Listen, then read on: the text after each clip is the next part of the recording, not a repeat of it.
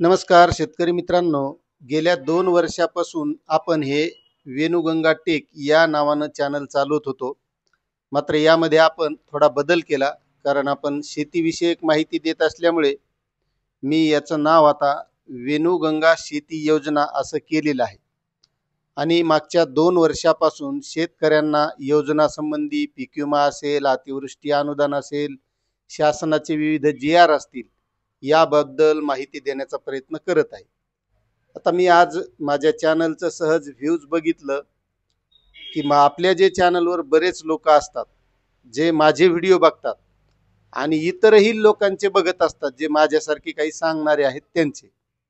तर त्यांचं एक अवलोकन केलं मी, की हे जे बघत असतात, तर हे बघताना हे कोणाकोणाचे चॅनल बघत असतात, मग ते चॅनलवाले कोणती माहिती देतात, याबद्दल अवलोकन केल्यावर माझ्या लक्षात आलं, की असे काही लोक त्यावर दिसले मला, की सकाळीच पीक विमा येणार, ह्या जिल्ह्यात एवढा येणार, संध्याकाळच्याला खात्यात पडणार, एवढी नुकसान भरपाई मिळणार, तेवढी नुकसान भरपाई मिळणार, पीक विमा लगेच वाटप सुरू होणार, किंवा मुख्यमंत्र्यांचा असेल, कृषी मंत्र्यांनी केलेलं वक्तव्य असेल जुनं कधीचही, ते त्याच्यावर दाखवायचं आणि शेतकऱ्यांच्या म्हणजे आशेला लावायचं शेतकऱ्यांना. अशा प्रकारचे मी काही व्हिडिओ बघितले.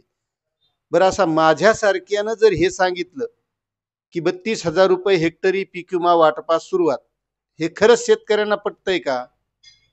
किंवा नुकसान भरपाई लगेच शेतकऱ्यांच्या खात्यामध्ये हेक्टरी 50,000 रुपये सुरू होणार, असं थंबनेल ठेवलं, बरं ती खरंच येणार आहे का? बरं, हे जे सांगणारे असतील यांचं शेतकरी मित्रांनो तुम्हाला पटतंय का?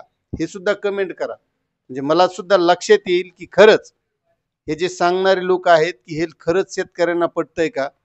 कारण शेतकरी आपल्या शेतामध्ये इतकी काबाड कष्ट करून, मेहनत करून ते आपलं पीक पिकवत असतो आणि त्यामध्ये नुकसान झाल्यावर नुकसान भरपाई येते.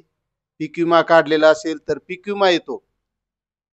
मात्र कधी येणार, किती येणार, हे सगळं ठरवणारं शासन हे, पीक विमा कंपनी हे, आणि तो कसा द्यायचा याबाबतचा शासन निर्णय निघत असतो. सगळी माहिती ही म्हणजे पुराव्यासहित असते. आणि मग उगच माझ्यासारख्यानं जर असं सांगितलं, की एवढा एवढा येणार आहे, तेवढा तेवढा येणार आहे, असा असा वितरित होणार आहे, ह्या जिल्ह्यात एवढा येणार आहे, त्या जिल्ह्यात तेवढा येणार आहे, असं काहीतरी उगच सांगितल्यानं तो शेतकऱ्यांच्या खात्यात येणार आहे का? आता यामध्ये सांगणाऱ्याचं मी कोणाचं नाव घेणार नाही. बरेच जण चांगले लोक आहेत यामध्ये, की जे चांगली माहिती सुद्धा देतात आणि सत्य आणि खरी माहिती देतात. मी त्यांचंही नाव घेणार नाही आणि जे काहीतरी उग्याच भापाऱ्या मारतात त्याचंही घेणार नाही. मात्र शेतकऱ्यांच्या बाबतीत अशा उग्याच काहीतरी खोट्या बतावण्या, भापाऱ्या मारणं हे मला तरी पटत नाही. आणि जे मारणारे असतील त्यांनीही मारू नये, ही त्यांना सुद्धा मी या व्हिडिओच्या माध्यमातून विनंती करतो. कारण त्या शेतकऱ्याचे कष्ट लय अफाट येतो, त्याची गणनाच कोणासोबत करता येत नाही. कारण त्या शेतकऱ्याच्या हातात फक्त शेती करणंच आहे. ना शेतीमालाचा भाव आहे, ना त्या पिकाला जे काही गोष्टी खतं पाणी फवारण्या केल्याच्या नंतर निसर्ग कवा कोपन हे त्याच्या हातात नाही. आणि आला कसा बसा माल तो बाजारात नेल्याच्या नंतर त्याचा भाव ठरवणारा दुसराच आहे. एक शासन व्यवस्था आहे, ती भाव ठरवून देते, त्यानंतर व्यापारी हे खरेदी करताना तो वेगळाच ठरवतो. मग किती अडचणी आहेत त्या शेतकऱ्याला. आणि त्या शेतकऱ्याच्या बाबतीत जर अशा गोष्टी घडत असतील, त्याला काहीतरी खोटं सांगायचं, खोटं बोलायचं, हे मला तरी पटत नाही. पण शेतकरी मित्रांनो तुम्हाला पटतंय का, हे सुद्धा मला कमेंट करून सांगा. कारण मी गेल्या 2 वर्षापासून शेतकऱ्यांच्या बाबतीत या यूट्यूब चॅनलवरून माहिती देत असतो. मी आतापर्यंत तशी कोणती दिलेली नाही. दिलेली असेल तर तुम्ही मला नक्कीच कमेंट करून सांगू शकता, की नाही हे तुम्ही आम्हाला या बाबतीत खोटं सांगितलं. होईल तवर जे सत्य आहे, शासनाकडून अधिकृत माहिती आहे, शासनाचा जी.आर. आहे, जशी योजना आहे त्याबद्दल तशीच माहिती आपला देण्याचा प्रयत्न असतो. असा कोणताच नसतो की आपलं चॅनल बघावं, आपला व्हिडिओ बघावा आणि त्या माध्यमातून आपल्याला फायदा व्हावा किंवा सबस्क्राईबच करावं, असं काय नाही. आपल्याला सबस्क्राईब केलं काय, नाही केलं काय, व्हिडिओ बघितला काय, मात्र आपली जी सांगायची पद्धत आहे, जे सत्य आहे तीच आहे आणि तीच राहणार आहे.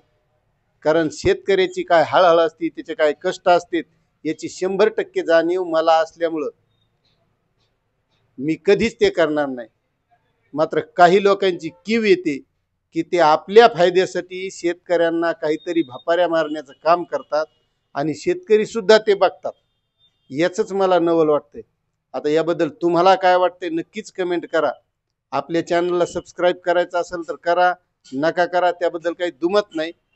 मात्र आपण जे काही सत्य आहे ते मांडण्याचा प्रयत्न यापुढेही चालूच ठेवणार आहोत. धन्यवाद.